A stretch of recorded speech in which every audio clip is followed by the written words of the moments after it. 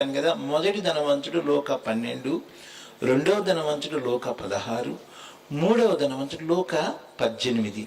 లోక 18:18లో ఒక ధనవంతుడు వస్తాడు. వచ్చి ప్రభు పాదాల దగ్గర మోకరించి నిత్య జీవమునకు వారసునగుటకు నేనేమి చేయాలి అని అడుగుతాడు. లోక 18:18 అసలు అధికారం ఉంటుంది.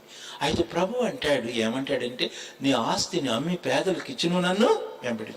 అప్పుడు వాడు ఆ ప్రభు వైపు చూసి అంటాడు, ముఖం చిన్నబుచ్చుకొని వెనక్కి తిరిగి వెళ్ళిపోతాడు కదా.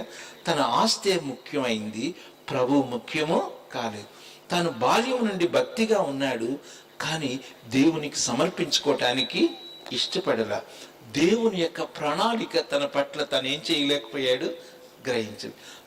4వ ధనవంతుడు ఎవరో తెలుసా? జక్కయ్య అనే ధనవంతుడు. చూడండి, లూకా సువార్త 19వ అధ్యాయం చూడండి. ఇక్కడ ఒక చక్కని మాట నేను మీతో చెప్పేసి ముందుకు వెళతాను. చదువమ్మా. లూకా 19 మొదటి నుంచి. ఆయన సంచరించుచు యెరికో పట్టణంలో ప్రవేశించి దాని గుండా పోవచ్చుండెను. ఇదిగో సుంకపు గుత్తదారుడను ధనవంతుడునైన జక్కయ్య అను పేరు గల ఒకడు యేసు ఎవరో అని చూడగోరను గాని పొట్టివాడైనందున జనులు గుంపు కూడి ఉండుట వలన చూడలేకపోయాను. అందరు నాకెళ్ళి చూడండి. అందరు అమ్మ తల్లి, ఒక్క మాట మీరు ఇది అర్థం చేసుకుని నాకు కష్టం ఫలించింది. ఇక్కడ కూర్చున్న వాళ్ళందరికీ నా వైపు చూడండి. 1,00,000 రూపాయలు బహుమానం ఇస్తారని మీరు గ్రహిస్తే ఏం చేస్తారు? పొద్దునదా కూర్చోమన్నా కూర్చుంటారా? కూర్చోరా? కునుగుబాటు పడకుండా కూర్చోగలరా? ఎందుకు మీరు గ్రహిస్తే కదా. 1,00,000 రూపాయల కన్నా విలువైన కొన్ని కోట్ల రూపాయల దేవుడు తన మహిమానిధిని ఇస్తున్నాడని మనం ఏం చేయలేకపోతున్నాం? మీకు అర్థమైందా? చూడండి, మీకు ఇక్కడ అర్థం. లూకా 19:2 చదవమ్మా. ఇదిగో సుంకపు గుత్తదారుడను ధనవంతుడైన జక్కయ్య అని పేరు గల ఒకడు యేసు ఎవరో. నాకెళ్ళి చూడండి అందరూ. యేసు ఎవరో అని చూడదు. యేసు ఎవరో అనేది చూస్తే తెలుసుద్దా, వింటే తెలుసుద్దా?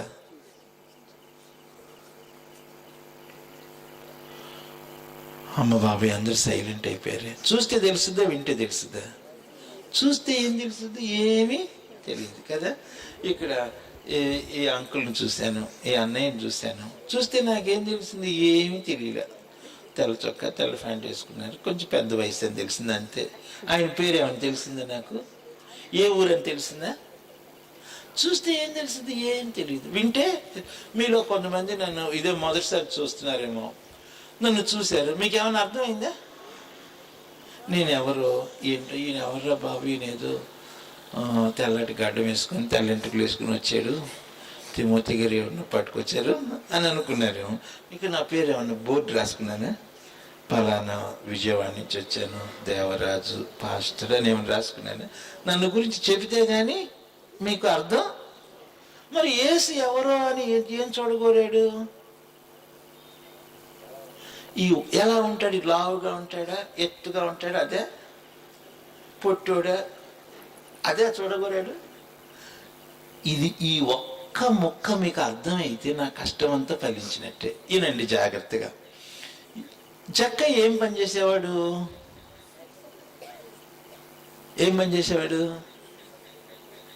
సుంకపు ట్యాక్స్ కలెక్టర్ కాదు, హెడ్ టాక్స్ కలెక్టర్. సుంకపు గుత్తదారుడు అంటే అర్థం హీఈస్ ద చీఫ్ కమిషనర్ అనమాట. గుత్తదారుడు అంటే పన్ను వసూలు చేసే వాళ్ళందరి మీద అధికారి. అంటే కమర్షియల్ ట్యాక్స్ ఆఫీసర్, అంటే ఒక డిప్యూటీ కమిషనర్ లెవెల్లో ఉన్నటువంటి అధికారి. అందరు నా వైపు చూడండి. ఇక్కడ ఈ కథ అంతా చెప్పాలంటే మళ్ళీ రాత్రి అంతా వద్దు, నేను చెప్పలేను, అందరు నాకు తెలిసింది. జక్కయ్య ఆఫీస్లో కూర్చున్నాడు. పొద్దున్నే వచ్చారు కొంతమంది. జక్కయ్య ఏంటి? యేసు అంటే మీకు విన్నావా? చెప్పు. యేసు అంట పలానా ఊర్లో ఏం జరిగిందో తెలుసా? నాయన్ అనే ఊళ్ళో ఒక చచ్చిపోయిన పిల్లోడిని బతికించాడు అనగా నాకు ఒకసారి లేచిపోయాడు. ఏంటి, చచ్చిపోయినాడు బతికించాడా అంటే ఆయన ఎవరనుకుంటున్నారు? ఎవరేంటి? దేవుడు ధర్మశాస్త్రంలో చెప్పినటువంటి మెస్సయ్య వచ్చాడు, దేవుడు దర్శిస్తున్నాడని ప్రజలందరూ అనుకుంటున్నారు. అయితే మెస్సయ్య అంటావా? మళ్ళీ సాయంకాలం ఇంకోటి వచ్చాడు, జక్కయ్య ఈ విషయం నీకు తెలుసా? ఏంటి? యేసుని చంపాలనుకుంటున్నారు పరిసయ్యులు. అయితే యేసు ఎవరు? ఆయన మెస్సయ్యా లేకపోతే మామూలు మనిషా? మరుసటి రోజు ఇంకొకరు వచ్చి, జక్కయ్య ఈ విషయం తెలుసా? ఏంటి ఏమైంది? యెరూషలేములో ఆయన పుట్టుగుడ్డు వాడిని బతికించాడని, పుట్టుగుడ్డు వాడిని స్వస్థపరిచాడా? అయితే ఈయన డెఫినెట్గా ఎవరు? మెస్సయ్య. మళ్ళీ సాయంకాలం ఇంకోటి వచ్చాడు, ఆయన విశ్రాంతి దినాన్ని పాటించట్లేదంట. ఏం చేయాలనుకుంటున్నారు పరిసయ్యులు? చంపాలి. అయితే యేసు ఎవరు? మళ్ళా ప్రశ్న. మళ్ళీ ఇంకో రోజు ఇంకొకటి వచ్చాడు, జక్కయ్య విషయం ఏంటి? చచ్చిపోయిన లాజరు 4 రోజుల తర్వాత బతికించాడు. అమ్మ బాబాయ్, అయితే డెఫినెట్గా ఈయన ఎవరు? మెస్సయ్య. మళ్ళీ సాయంకాలం ఇంకొకడు, ఆయన చంపాలనుకున్నాడు. యేసు ఎవరు? ఇది ప్రశ్న. నీకు అర్థమైందా? ఆయన దేవుడా మనిషా? ఆయన రక్షకుడా లేకపోతే సామాన్యమైన వ్యక్తి? అది తనలో ఉన్న ప్రశ్న. ఈరోజు లోకంలో ఉన్న వాళ్ళందరికీ ఇదే ప్రశ్న, యేసు ఎవరు? ఆయన లావుగా ఉంటాడు, ఎత్తుగా ఉంటాడు, తెల్లగా ఉంటాడు, నల్లగా ఉంటాడు? కాదు. యేసు ఎవరు అంటే ఆయన దేవుడా మనిషి? ఈ అనుమానంతో వచ్చాడు. వచ్చినోడు ఏం చేశాడు? పొట్టోడు.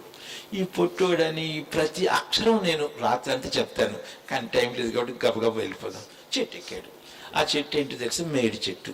అంటే మేడి చెట్టు వేషధారణ జీవితం.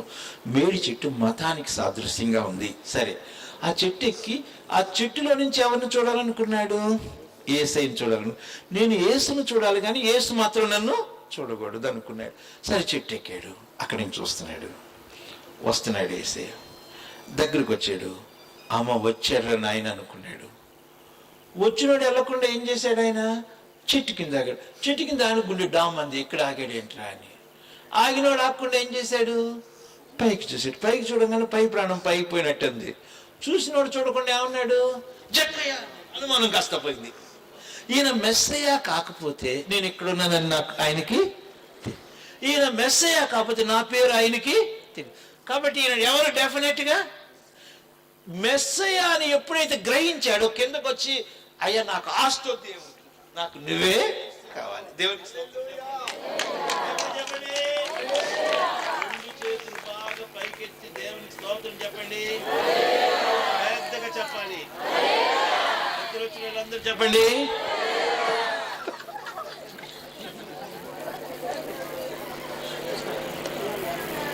నేను ఎంత మంచోళ్ళు. నేను వాక్యం వింటాను, ఇంకొద్దిసేపు చెప్పిన అన్నవాళ్ళు ఒకసారి దేవునికి స్తోత్రం చెప్పండి. మీకు అర్థమైందా? యేసుని గ్రహిస్తే ఏమన్నాడు తెలుసా? నా ఆస్తి పేదలకు ఇచ్చేస్తాను, నేను ఎవరి దగ్గర అన్యాయం తీసుకున్నా 4 గంటలు ఇచ్చేస్తాను. మొత్తం ఊరు మొత్తం హార్ట్ అటాక్ వచ్చిందంటే, ఎరుకో మొత్తం. సో ఇప్పుడు సుబ్బమ్మకి 25,000 రూపాయలు అనుకో. ఇప్పుడు సుబ్బమ్మ నేను జక్కయ్య పిలుస్తా. అమ్మ బాబాయ్ జక్కయ్య ఎందుకు? మొన్నే బాబు నా డబ్బులు ఎక్కువ తీసుకున్నాడు, మళ్ళీ నన్ను ఏం డబ్బులు పీకేస్తాడేమో. సుబ్బమ్మ లేదు, సుబ్బమ్మ నీకు నాకు డబ్బులు ఇస్తాడా? ఎంత? 1,00,000 రూపాయలు. బాబాయ్ గుడ్ హార్ట్ అటాక్ వచ్చేసి. జక్కయ్య రూపాయి తక్కువైన వసూలు చేసేవాడు ఇప్పుడు ఎంత ఇస్తున్నాడు? ఎట్లాగా? ఆయన ఉంటే చాలని గ్రహించాడు. ఈ డబ్బు కన్నా విలువైన వాడని మీకు అర్థమైందా? చూడండి, మీకు చెప్తాను. ఈ తొట్టులో 1,00,00,000 రూపాయలు ఖరీదు చేసే డైమండ్ ఉందని మీరు గ్రహించారు. ఏం చేస్తారు? ఇల్లు అమ్మేసుకునేస్తారు. ఎందుకంటే మీరు గ్రహించారు. మీకు అర్థం? యేసులో ఉన్న మాధుర్యత మీరు గ్రహించి ఏం చేస్తారు? ప్రాణం అయినా. మీకు అర్థమైంది? ఆ గ్రహింపు యొక్క శక్తి అది. మానవుడా, నువ్వు గ్రహించగలవా? ఈ రోజున తన ఇంటికి వచ్చిన రక్షకుని గ్రహించాడు. నీ తలుపు తట్టే ప్రభువుని నువ్వు గ్రహించగలవా? నిన్ను పేరు పెట్టి పిలిచే ఓ మానవుడా, జక్కయ్య గ్రహించి తన జీవితం యొక్క విలువను గ్రహించి ఆస్తి ఏం చేశాడు? అబ్బా, అప్పుడు అంటున్నాడు, నేడు ఈ ఇంటికి రక్షణ వచ్చి. ఇతడును అబ్రహాము కుమారుడు. నేను మీకు అర్థమైంది. మొదటిది ఏం చెప్పాను? దేవుని గుర్చిన గ్రహింపు. 2 మానవుని గుర్చిన గ్రహింపు. 3వది దైవ చిత్తమును గుర్చిన గ్రహింపు. ఇది మీరు అర్థం చేసుకుంటే మీ జీవితం ఎంతో దీవించబడుతుంది. 3వది దైవ చిత్తమును గుర్చినటువంటి గ్రహింపు.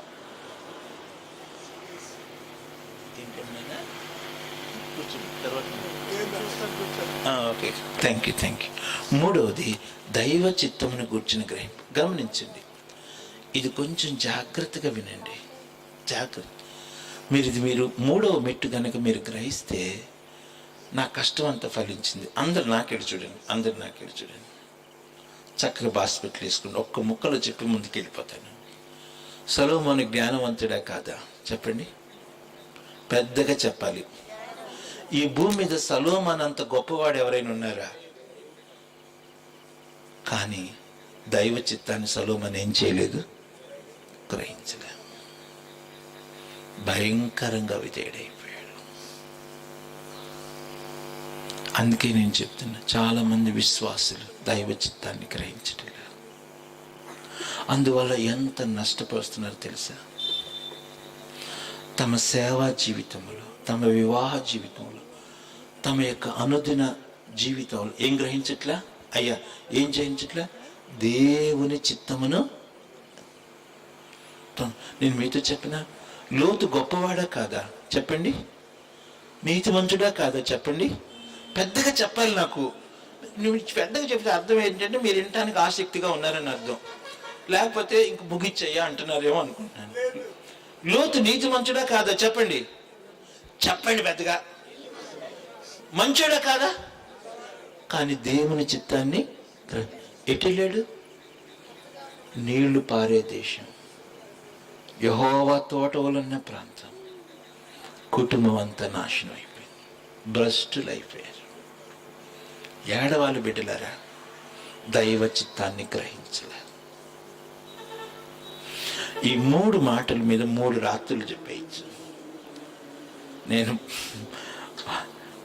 ఒక 5 వర్తమానాలు కలిపి చెప్పేస్తున్నా. దైవ చిత్తమును గ్రహించని మానవుడు. సంసోను గొప్పవాడా కాదా? చెప్పండి. కొంచెం పెద్దగా చెప్పండి. గొప్పవాడా కాదా? దేవుని యొక్క అభిషేకాన్ని పొందాడా లేదా? కానీ ఏమి లేదు. 2 కళ్ళు ఫిలిష్తీయులు కత్తులు పెట్టి తోడేశారు. గ్రహింపు లేదు. అప్పుడు ఏడుస్తూ దేవా ఏం ప్రయోజనం? అయిపోయింది. నేను దుఃఖంతో చెప్పిన, ప్రభువుని మనిషి ఎంత దుఃఖ పెడుతున్నాడో తెలుసా? గ్రహింపు లేని మనిషి. గ్రహించుచున్నావా?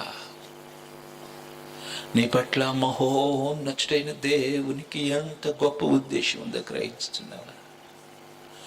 ఆయన ఎంత ప్రేమ గలవాడో తెలుసా? నువ్వు గ్రహిస్తే ఈ రాత్రి భయంకరంగా ఏడుస్తూ నీ జీవితాన్ని సమర్పించుకుంటా. ఒక చిన్న చరణం పాడదామా? ఒక చిన్న చరణం పాడదాం. పలుమార్లు ఇదిగో దేవా, ఇందాక బ్రదర్ పాడిన పాటలో, ఇదిగో దేవా నా జీవితం ఆపాదమస్తకం నీకంకితం. ఇదిగో దేవా నా జీవితం ఆపాదమస్తకం నీకంకితం. శరణం నీ దివ్య శరణం, శరణం నీ దివ్య శరణం, శరణం నీ దివ్య శరణం, శరణం నీ దివ్య శరణం. ఇదిగో దేవా నా జీవితం ఆపాదమస్తకం నీకంకితం. ఇదిగో దేవా నా జీవితం ఆపాదమస్తకం నీకంకితం. అందరు చప్పట్లు కొట్టండి.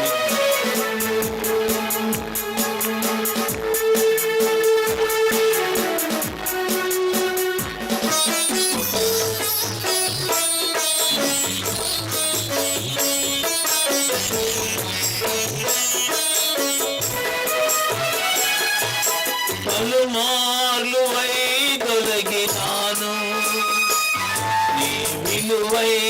ప్రేమ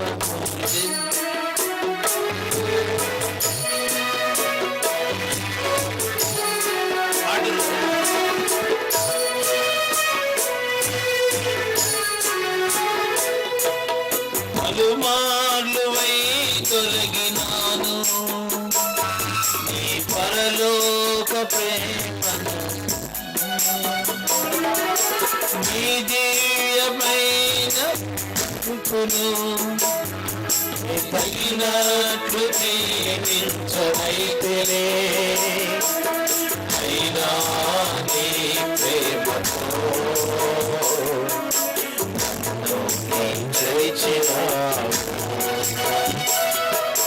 అందుకే కైకొనను శేష జీవితం ఇదిగో దేవా నా జీవితం ఆపాదమస్తకం. Thank you. మళ్ళీ ఈ చరణ నేను పడతాను. ఈ విలువైన ప్రేమను నేను ఎరగలేదు. Thank you.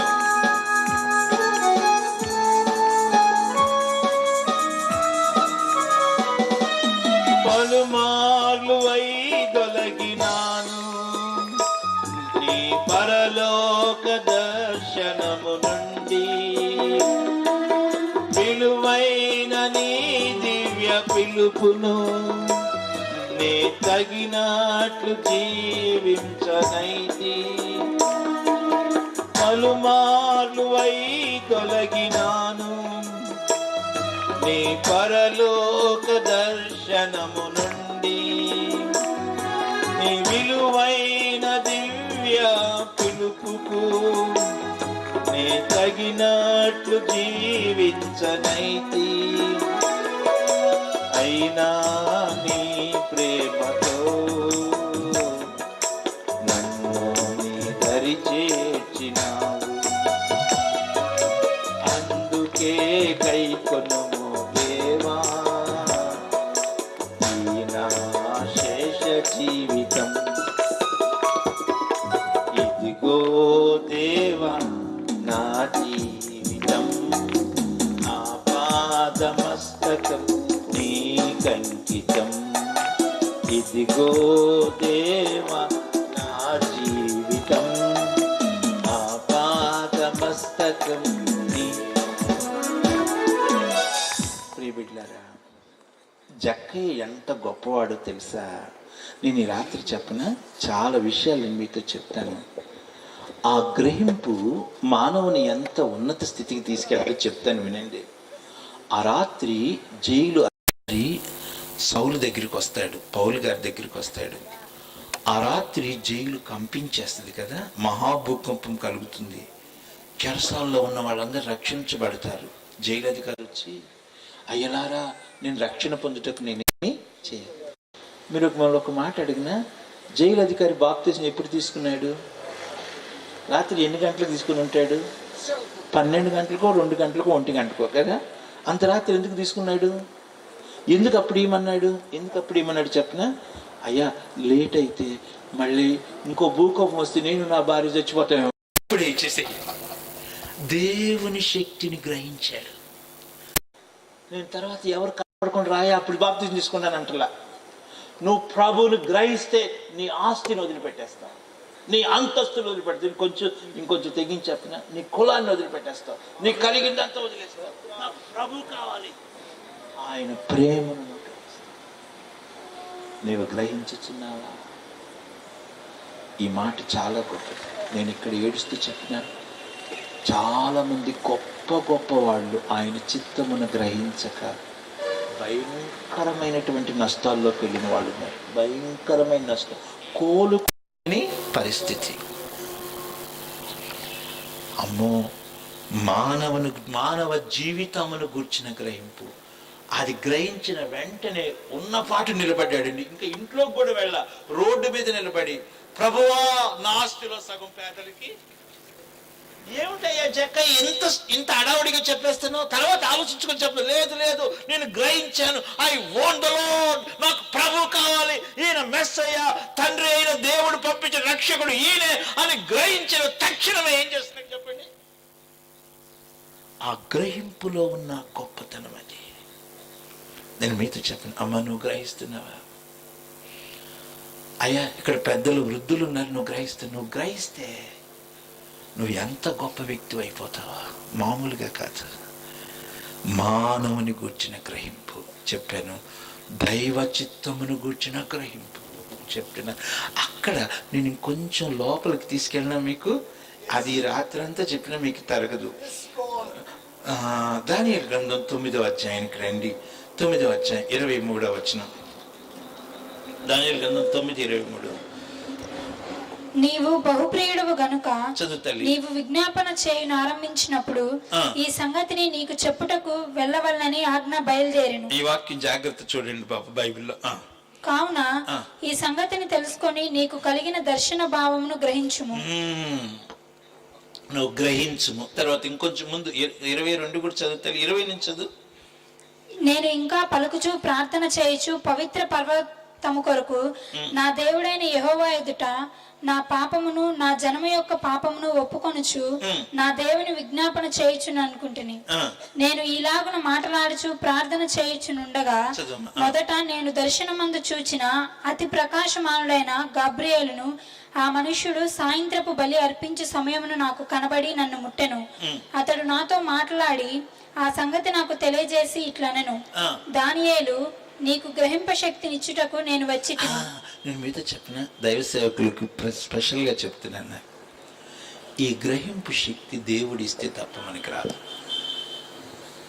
ఇది భవిష్యత్తును గూర్చిన గ్రహింపు. అది దేవుని సేవకుడు తన ప్రియుడైనటువంటి దానియేలుకు దేవుడు దయచేస్తున్నాడు. ఇది మీరు పొందుకోవాలంటే ఏం చేయాలో తెలుసా? ఆయన సన్నిధిలో మనం దీన మనస్సులు కావాలి. అప్పుడు గ్రహింపు శక్తి ఇస్తే. అందరు నాకెళ్ళి చూడండి, అమ్మ చాలా గొప్పది, నువ్వు ఏం కాగబోతున్నావో దేవుడు గ్రహింపు శక్తి ఇస్తాడు. నువ్వు ఆయన కొరకు ఎట్లా జీవించాలో గ్రహింపు శక్తిని ఇస్తాడు. అమ్మో, దానియేలుకు దేవుడు ఆ గ్రహింపు శక్తిని ఇచ్చారు. అర్థమైందా? సో ఈ రాత్రి ఇక నేను చాలాసేపు చెప్పాను ఈ ఒక్క మాటే. ఇక నేను ముందుకు వస్తాను. నువ్వు గ్రహించుచున్నావా? ఈ రాత్రి నా వర్తమానం అయిపోయింది. భక్తి చాలా ఉంది, గ్రహింపు లేదు. అయ్యా నేను కొంచెం ఏడుస్తూ చెప్తున్నాను, మీరేమనుకోపాకండి. గ్రహింపు లేకపోవటాన్ని బట్టే మానవుడు తన జీవితాన్ని ఏం చేస్తున్నాడు? నాశనం చేసుకుంటున్నాడు. రథంలో కూర్చున్నాడు, నేను ధనవంతుడు అనుకుంటున్నాడు. నేను క్యాండీస్ అనేటువంటి మహారాణి క్రింద నేను పనిచేస్తున్నాను అనుకున్నాడు. నా అంత గొప్పవాడు ఎవడు లేడని అనుకుంటున్నాడు. నేను భక్తిలో చాలా అగ్రగణ్యుని అనుకుంటున్నాడు. బహుశా యెరూషలేముకి వచ్చి కానుక కూడా చాలా చాలా ఎక్కువగానే దేవునికి ఇచ్చి ఉండొచ్చు. నేను చాలా కానుక ఇచ్చాను అనుకుంటున్నాడు. కానీ ఏమి లేదు, వాక్యం చదువుతున్నాడు, పెద్ద గ్రంథాన్ని కొనుక్కున్నాను అనుకుంటున్నాడు, బైబిల్ చదువుకుంటున్నాడు. కానీ ఏమి లేదు, ఆయన ఎందుకు సిలువ వేయబడ్డాడో గ్రహింపు లేదు. పిలుపు చాలా స్పష్టంగా ఒకే ఒక్క మాట, నువ్వు గ్రహిస్తున్నావా? అప్పుడు కమాన్ రథం స్టాప్ చేయమన్నాడు. ఆ రథం నడిపేటువంటి రథసారథి రథాన్ని ఆపాడు. పిలుపు వైపు చూసి, నాకెవరైనా త్రోవ చూపకపోతే నేను ఎట్లా గ్రహించను? ధనవంతుడు త్రోవ ఎరగడు, జ్ఞానవంతుడు గమ్యం ఎరగడు, గొప్ప అధికారి తన జీవితం యొక్క దేవుని ఉద్దేశాన్ని ఎరగడు, గ్రహింపులేని మనిషి. అప్పుడు పిలుపు పక్కన కూర్చున్నాడు. చూడండి, అప్పుడు ఇక్కడ ఈ బంగారు మాటలు నేను మీకు చూపించి ఐ విల్ క్లోజ్. అపొస్తలుల కార్యములు వచ్చేసేయండి 8వ అధ్యాయం 31 నుంచి చదువుమా. అతడు ఎవడైనను నాకు త్రోవ చూపుకుంటే ఎలాగూ గ్రహింపగలనని చెప్పి రథమెక్కి తనతో కూర్చుండమని ఫిలిప్పును వేడుకొనెను. అతడు లేఖనమందు చదువుచున్న భాగమేదనగా, ఆయన గొర్రెవలే వదకు తేబడను బొచ్చు కత్తిరించు అని ఎదుట. కొంచెం స్పష్టంగా చదువు. ఆయన గొర్రె వలె వదకు తేబడిను, బొచ్చు కత్తిరించు అని ఎదుట గొర్రె పిల్ల ఏలాగు మౌనముగా ఉండును అలాగే ఆయన నోరు తెరవకుండెను. ఆయన దీనత్వమును బట్టి ఆయనకు న్యాయ విమర్శ దొరకకపోయిను. ఆయన సంతానమును ఎవరు వివరింతురు? ఆయన జీవము భూమి మీద నుండి తీసివేయబడినది. అప్పుడు నపుంసకుడు, ప్రవక్త ఎవని గూర్చి ఇలాగు చెప్పుచున్నాడు? తన్ను గూర్చియా వేరొకని గూర్చియా? దయచేసి నాకు తెలుపుమని ఫిలిప్పు ఆగిపోయాడు. అయ్యా ప్లీజ్ టెల్ మీ, ఈయనెవరు? ఇక్కడ ఒక్క బంగారు మాట మీతో చెప్పి నేను ముగిస్తాను. ఆయన మౌనముగా ఉండెను. అది నేను మీతో చెప్పాను. దేవుని యొక్క మౌనము, ఇది మూల subject. The silence of God. ఇది దేవుని యొక్క 3 మౌనాలు చెప్తాను. 3 సైలెన్సెస్ అది చెప్పి నేను ముగిస్తాను. మొదటి మౌనము, గాడ్ ఈజ్ సైలెంట్. అందరు నా వైపు చూడండి. దేవుడు మౌనంగా ఉన్నాడంట. ఇది మీకు అర్థమైతే అబ్బా, మీరు ఇక్కడ ఒక్క క్షణం కూడా మీరు ఉండలేరండి. మీరు ప్రభు పాదాల దగ్గర ఏడుస్తూ రక్షణ పొందుతారు. ఆయన మొదటి మౌనం చెప్తారు. మానవుడు ఇష్టానుసారంగా జీవిస్తుంటే దేవుడు మౌనంగా ఉన్నాడు. చూడండి దయచేసి కీర్తనల గ్రంథానికి రండి. కీర్తనల గ్రంథం 50వ కీర్తన 17వ వచనం నుండి మీరు దయచేసి వాక్యాన్ని చూడండి.